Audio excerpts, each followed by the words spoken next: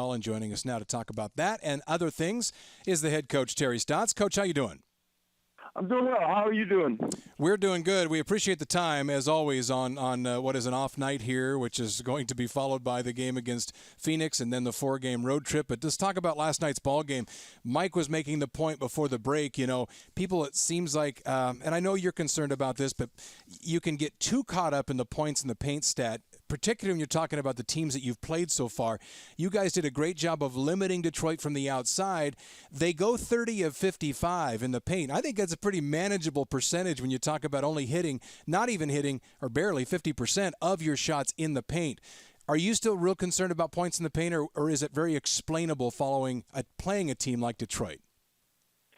Well, as I said after the game last night, what I want to do is not let teams do what they do well as they normally do. And, I saw your graphic up there, and, we gave up points in the paint to San Antonio and Houston and Detroit. And all those teams are teams that score in the paint. Yeah. And, we won 2 out of those 3, but they still got the points in the paint. And it's very difficult, I think, in this league to completely take away a team's strengths. But what we need to do is be better at limiting their strengths. And, Detroit, with their lineup and the way they play, they're going to score in the paint, and 60 is too much. As Coach mentioned earlier, I think if we had kept them to 50, that's a manageable number because of how well they score. Keeping them 2 or below their average would be, ideally what we're looking for.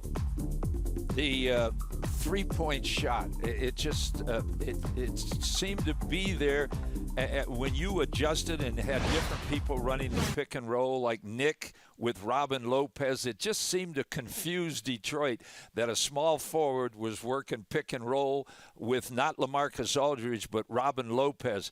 Will that be a weapon for you as the season goes along?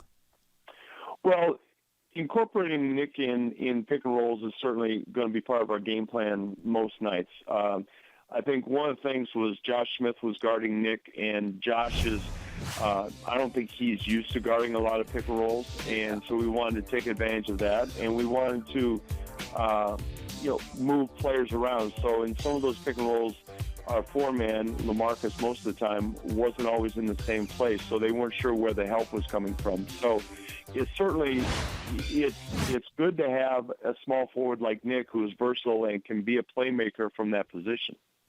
One thing we talk about, Coach, you were mentioning the other night, certain stats I know are important to some people, and I think one that is probably more important to you than maybe some people talk about is the assists per turnover, and you guys are still ranked right near the very top of the NBA in that category. I know that is a category that is important. 17 turnovers last night, but again, the 23 assists. As long as you're almost 2 for 1 in that category, I would think you're pretty happy. Well, it is a combination, and, if we can get over 20 assists every night, it's hard to lose a game when you get over 25 assists. That means that the ball is going in the basketball, first of all. The ball is going in the basket, first of all. But, we are not necessarily, and by design, to create a lot of turnovers. So we need to keep our turnovers down, and we've done that. It was a little scary there in the preseason when we were throwing it all over the place. But, we need to take care of the ball. And when the ball is moving at the offensive end, shots tend to go in. So I think that the combination of the 2 are very important for us. The rotation. I had a guy that just tweet a minute ago. Slim Jim was his name, and he wants to know, are you completely set with your rotation now? It's early in the year, but it seems that you have something going. Are you completely set with how you're going to rotate? Well, I think you have to, when the subject of rotation comes up, I take it in 2 ways. One is the people in your rotation. Right now I've been playing 9 guys, and, I'm very pleased with the 9 players that we have who are going in and out. Now, as far as how they rotate into the game, I think that kind of goes on a game-by-game basis. I have an idea of what I would like to do, as far as getting the players in the game and when I get them in the game. But, I think we've settled into something.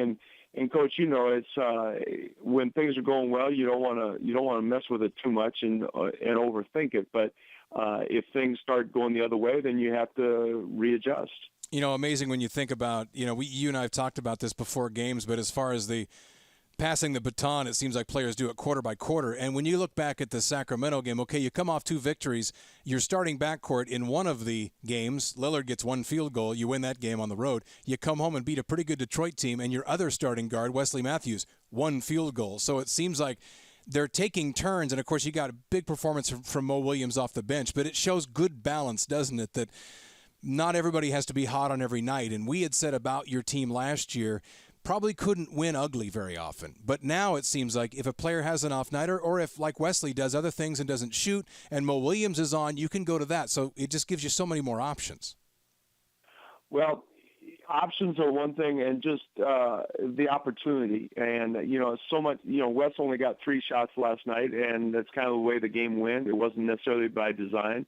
But, Mo stepped up, and he made his shots like, we knew he would. That's what he's done his whole career. I think what I'd like to get to is certainly Damian and LaMarcus are going to be the foundation of our scoring, but we have so many other players who are able to score given the opportunity, and the opportunity means the ball's moving, and that night the ball swings to somebody in the corner or the ball gets dumped down to somebody in the paint, and they're able to finish. So I think we have a lot of players, given the opportunity, will be able to make full advantage of those opportunities. And from a coaching standpoint, I don't know. It's not necessarily that I can slot in this many points for this guy every night, right, but I do think that we'll be able to score most nights. The mindset going into the opener against Phoenix, is it a little different now that you look at the 5-2 Phoenix Suns than it was that night?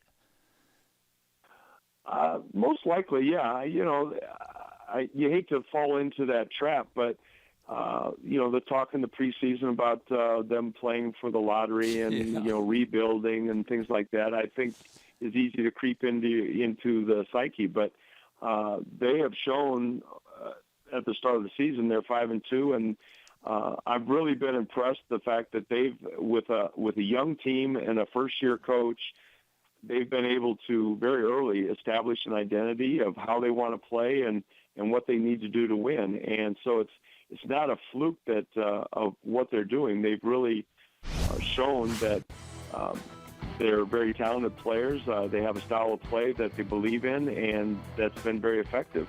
And it looked like maybe in that first game, from the opening tip, they come out perhaps your team, on its heels a touch. It's 30-16 after the first, and it seemed like the rest of the way, and a lot of games are like that. Whoever strikes first, all of a sudden the other team's playing uphill, and Phoenix was given this confidence. It almost kick-started their start to this season. We talk about winning 5 of the first 7, but fast break points. You guys have gotten better defensively in points in transition. Has maybe that game gave you a good place to start in the teaching of getting back on defense and really defending? Because last night I saw a couple of times, even after makes, as the ball was in the air, you were shouting to guys, get back, get back. And now Phoenix, the team that maybe illustrated that weakness, comes in tomorrow night with you guys having paid more attention to that transition defense.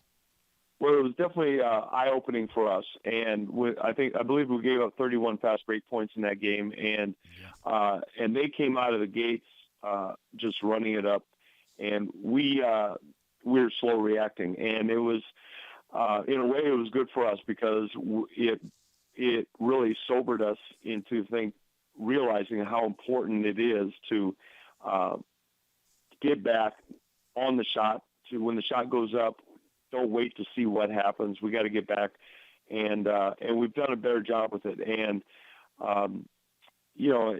but that doesn't mean it's going to be easy tomorrow night. I mean, they're going to continue. You talk about Detroit and their points in the paint.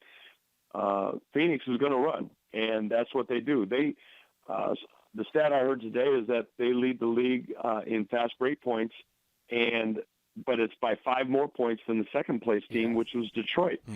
So they're going to do what they do. They are going to run, and we just have to limit the opportunities and limit their success in those areas. At the start of the year, Joe Freeland, he beat out Morris for that Myers Leonard for the backup center spot. How surprised are you that he has played the way he has so far? He was playing well in preseason and everything, but is he taking just another level of his play? Well, I don't know if surprised is the right word. I'm certainly pleased with the way he's been playing, but I know how hard that Joel worked in June. He was here with the coaches and worked very hard in June.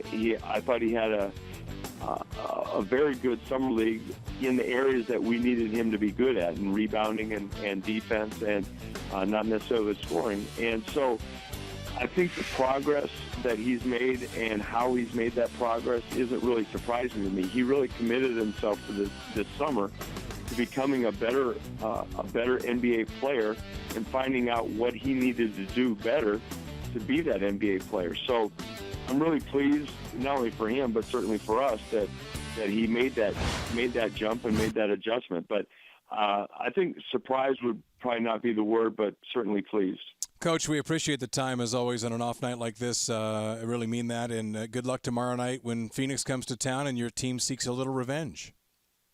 Well, I appreciate it. And you know what? I don't know what color that shirt is that you're wearing. I can't tell if that's Oregon neon. No. Or, huh? Rice is a big Pittsburgh Steelers fan, so I'm showing a little Pittsburgh Steelers for him. But I appreciate you commenting on the attire. All right. Well, it stood out, and it's a nice look. Thank you. I appreciate that, Coach. We always share, wardrobe tips, and so thanks for the comments on the wardrobe tonight. You hadn't said it, but Coach does. So, Coach, thanks. We'll see you tomorrow night. All right. Thanks, guys. Head Coach Terry Stotts.